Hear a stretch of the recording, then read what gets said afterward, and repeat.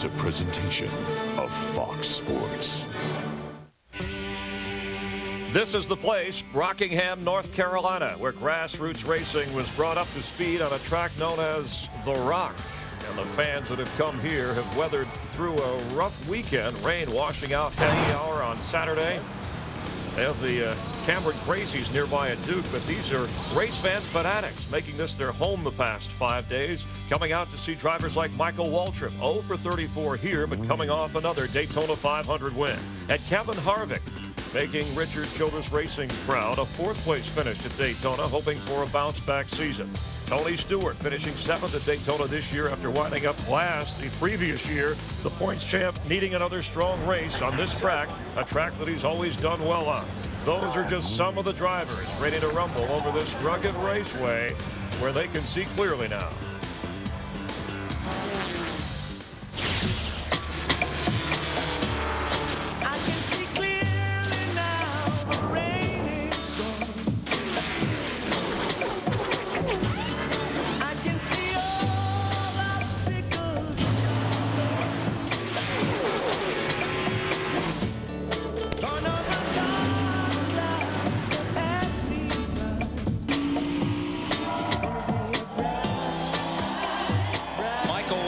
Is a two-time champion of the Daytona 500. Rocks are of many sizes and many different shapes, on top of the ground and under the soil.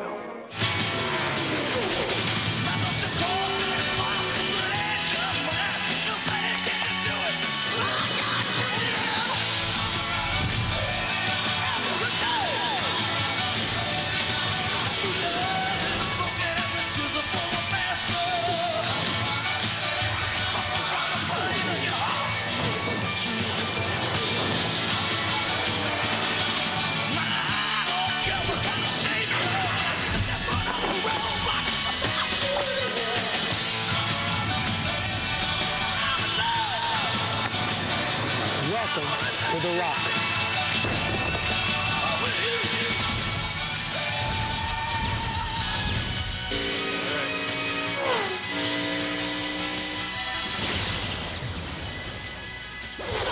And Fox Sports welcomes you to the North Carolina Speedway and the Napa Pre-Race Show, brought to you by Napa Auto Parts, coming to you from Rockingham, located in the southeastern part of the Tar Heel State. They've been coming here since the mid-'60s on a 1-mile track that allows you to run high and run low and run to a great finish as you see the guys getting ready to go. And we welcome you to the Hollywood Hotel located near Victory Lane, where we try and take you to where the races are and bring you a little bit closer to the action. Hi, I'm Chris Myers, and glad to have you with us here on the Napa Auto Parts Pre-Race Show. This is the first race of the rest of the Winston Cup season. In the wake of the Daytona 500, drivers return to their racing roots on a track where the result is more in the hands of the guy behind the wheel. Dave Blaney on the pole for today's 400-mile race, which features past winners like Jeff Gordon and Mark Martin. But before we go full speed ahead, let's glance back a bit with our crew here, Jeff Hammond and Darrell Waltrip, and the Daytona 500. And congratulations on brother Michael winning the big race. He now has two. You have one, Daytona. Well, I know that, but listen, my brother's he's always run well down there. He drove the 30 Pennzoil car down there. He always ran well in that car. In the 21 car for the Wood brothers. Almost won down there a couple of times. And now he's in the DEI equipment, which is superior to kind of everybody else's. He wins his second Daytona 500 and his third win at that Speedway. All right, but Jeff, can a crew, can they leave it and put so much into that race that it affects them here as they try and get going? Chris, I think we've seen in the past that a lot of times that does happen. You put so much focus in that race, and when you win it, you're so excited, you get off track a little bit. So these guys got to come in and refocus on what's going on. All right, let's get back on track. Take a look back at the rain-shortened Daytona 500 and a great crowd, 200,000 people hurrying in to see the race. Jeff Green started on the pole but never led. And Ryan Newman ended up 43rd after crashing here on lap 57. Ward Burton involved, Labonte, Ken Schrader. And, Darrell, what's going through the driver's mind when his car is doing this? You've experienced something similar. Well, you have a lot of thoughts. First of all, you think about, I'm out of the race. The next thing you wake up and you say, yippee, that was quite a ride, and I'm still alive. I somehow made it through. Yeah, it really does. And as a crew chief, you're standing in a pit area and you're seeing this happen, and you're sitting there. I mean, it just scares you to death because you don't know how bad your driver's hurt. And that's kind of like your first thing. That's my man right there. And is he okay? It was amazing that Ryan Newman said and spoke with us afterwards that he just had a little sod in his lap, and the car is supposed to come apart like that. It actually protects the driver. Yeah, the car flying apart, it dissipates energy. Those kind of wrecks are never as bad as they look. And the ones that are not so bad are the ones that hurt you. And then Michael Waltrip taking the lead the final time here and led 68 laps to win. Right here, you know, if Christian Fittipaldi had been up there behind Dale Jr., Michael could have never made that move, but it worked out perfectly for him, and Jeff, he went right for it. He really did. He saw the hole. He knew what he had to do.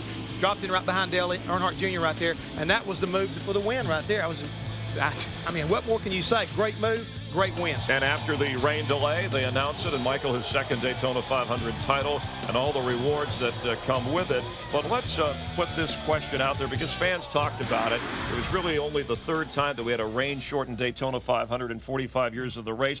And I'll start with you. Because it is the great American race, it pays the most money, and you have the most time to get ready for it. Should they make sure that they break up that going halfway and complete the 500 miles? Well, we put so much emphasis on the Daytona 500. Why not? Let's look at the big picture. We had almost 30 million fans looking at it, feeling like they got cheated. Now, I understand the rule's the rule, but maybe we need to step back and consider changing the rule for Daytona and Daytona only. What do you think, driver? Well, let me tell you something there, my old friend. Okay. You remind me of somebody moved into the neighborhood and they want to change the neighborhood, you know? You got to adapt to what you got. The rules are the rules. It's the Daytona 500. Yeah, it's the biggest race we have. But, my friend, you can't have a knee-jerk reaction every time something doesn't go the way you want it to. I get tired of people wanting to change the rules all the time. We're in a new era, though, of fans watching the race. You tell me to open my mind and be open-minded about things. That's all I'm saying. Right. Consider it. Well, I'm just like the guy in Fiddler on the Roof. Tradition. All right, we have 1 for, 1 against. We'll let NASCAR settle the issue. All right, let's talk about today's race. And last week was all about fuel cells.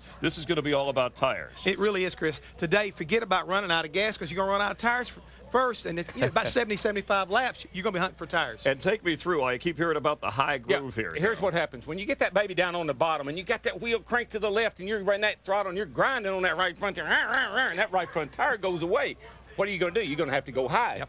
You find you a higher groove to run. This track has a lot of different places you can run. Run around the bottom like this. Here's an illustration. Here's a 17 car. Watch. He's on the white line. He makes a pass on Sterling Marlin to take the lead. But, Darrell, at the same time, this racetrack affords you an opportunity, if you want to go high. Watch Jeff Gordon right here. He's going on a high side and going to let the car go up. He makes a clean move right there on Martin down on the bottom side. And it's not a driver. It's not like the driver is doing that because he wants to. The car dictates where you go. Yeah, and drivers, they'll use more sets of tires in today's race than the people at home will on their car, what they'd use in 10 or 12 years. And one guy who knows something about this racetrack is with our Dick Berggren. Mark Martin has won here 13 times. Dick? Thanks, Chris. Mark, what's the secret to your success here?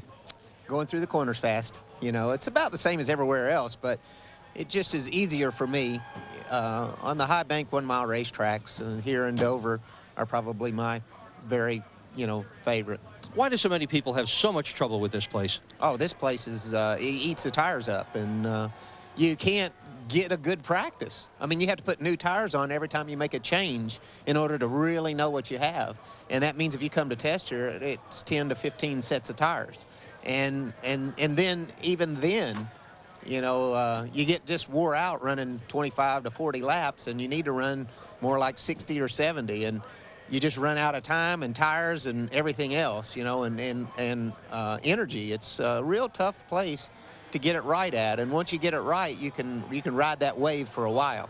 That from the master at this place. To Jeannie Zelasco.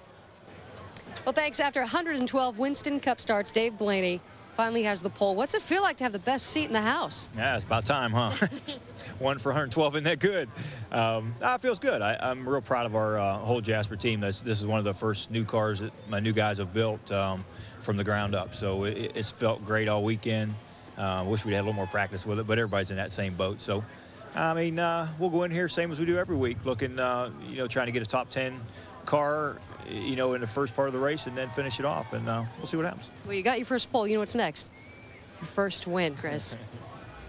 And, you know, Blaney has really benefited, he said, from his crew chief, first time they're together, Booty Barker. And he's a guy, in case people aren't aware, who is confined to a wheelchair, but still obviously does his job and does it well. Talk about their chemistry, Jeff. Well, right off the bat right now, you got to realize Booty Barker has worked with the likes of Scott Wimmer and Jeff Gordon. He's learned a lot about how to make a team work and be successful. And everywhere he's gone, he always brings that attitude of, I'm going to get the job done. And I think it's what Booty's done. He's given Dave Blaney a little shot of I guess you might say, confidence, and it shows. But just think, Chris, you're in the shop working and your crew chief rolls in his wheelchair, and he's confined to his wheelchair, and he looks at your team. I mean, that's motivation. Yeah, it has the leader, he looks at him, he says, I'm in a wheelchair. What's your excuse? Yeah, that has to be a terrific inspiration for Blaney, who has done a terrific job and hopes to win his first Winston Cup race. Benson won his first Cup race on this track in the fall, and it took Benson 7 seasons to experience victory lane.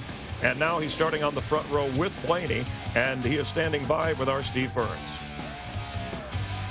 Chris, that victory was the first in 226 Winston Cup starts for Johnny Benson. Does that give you the confidence to win here again today? Well, we're obviously looking forward to the race getting going, and you know, you never know. I mean, I think that there's been a lot of races that we've been so close to winning. It was great to win our first one here at Rockingham, and it'd be nice to do it again. Why do you like this place, Johnny? You know, you get asked that a lot, but it's a type of racetrack. You slip and slide, you slide around, and it's got a lot of grooves. You can go different places. So if your car's not working in one particular spot, you can move around on a track and try to find a place that does work good. And I think that part's key, because you get to a one-groove racetrack and your car doesn't work very good, you're in trouble. But here you can move around and make some adjustments, go from there.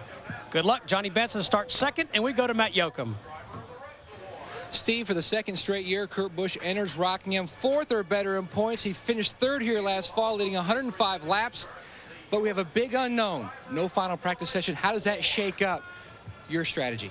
Well, we look at it in a lot of different ways, and we've changed 4 springs since that fall race just because of the new aero package that we have, and we've got our balance that we think we need. We left 4 shocks on the car just to leave that alone. So there's so many things we wanted to change. We didn't have time to work on it, and so you've got to weigh it out. What's important, what's not important. And so obviously pit strategy here is a given. 4 tires every time you come in. We shouldn't have many problems on pit road with the better brakes on the cars. People able to get in and out of their pit boxes, and you're not having to race everybody on pit road to beat somebody. You can pass here. You can run high, you can run low. And so, you know, Mark's got a good car. Matt Kenseth's got a great car.